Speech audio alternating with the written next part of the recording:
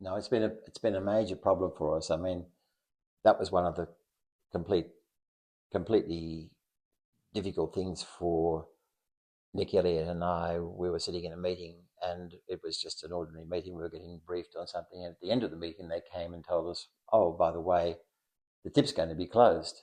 As far as we can say, it will have to be closed by the end of the month." That was just a few weeks out.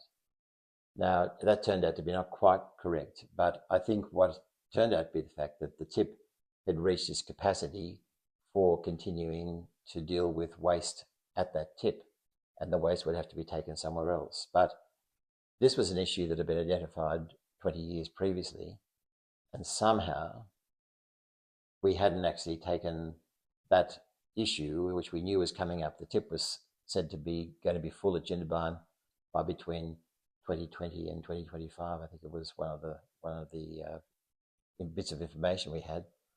But then, there was no problem until suddenly there was a crisis. And I think councillors tried to make it look as though it isn't a crisis. No, we've got all this in hand, but it was a real crisis.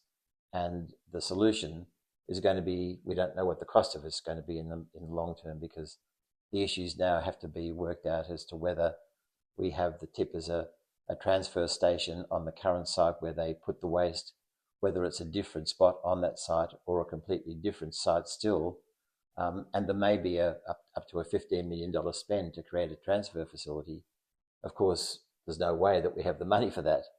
So I think that there's a range of different things like this. There are a range of different projects, replacing the water tank that collapsed, this issue of the transfer station, some of the major roads, including, for instance, the Bobian Road, that really would connect Adaminaby through the back way in a good road to Canberra, which would transform Adaminaby. Those are projects where we need an advocate into the state and federal government systems to be able to work out how to get funds for these major projects that are going to be needed for the area. And I think that's a skill that I don't see existing among the councillors, and certainly with the mayor at the moment. The mayor's doing his very best. He's a very nice guy, but I just don't think he has the background and skills. As a young mayor, he's had no previous experience with large organisations, and I think he's doing his best in the situation. But I think it's a job that I think is beyond him in this situation, and that's not to be critical of him at all. He's had a successful business career, but I think this requires something much more.